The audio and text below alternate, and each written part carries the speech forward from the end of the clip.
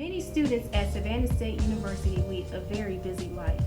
From class to work to family and to social life, they do juggle quite a bit. Sometimes one of those factors, if not all, interfere with their academic duties. And sometimes they're not able to make up for a missed day. Hear what some students have to say about being penalized for being late to class or not being able to show up at all. Let's take a look.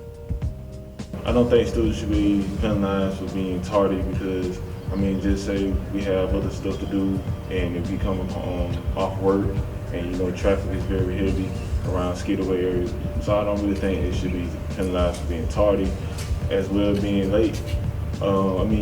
Stuff happens like car breakdown, or I'm sick, or I have another thing to do from a different organization. If you're very busy, I don't think you should be penalized.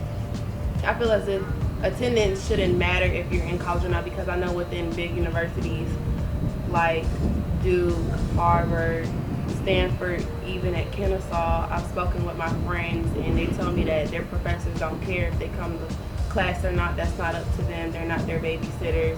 They just care as long as you come on test days, come when you need to come, and you get your work done and your work is complete, then that's all that matters.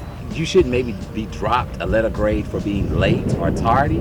However, I think if a student is just a no-show altogether, I think that it's more than fair to utilize the dropping of a letter grade for a class.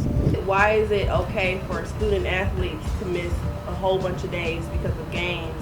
Why is it okay that Student Government Association can miss a whole bunch of days to go on conferences, to go out of town, versus the regular student? They may have something going on. It may not be at that type of level, but it's probably a reason why they didn't go. So I feel like we make some things okay to miss school for, but some things just aren't excused. But at the end of the day, whether it's excused or not, you're still missing class.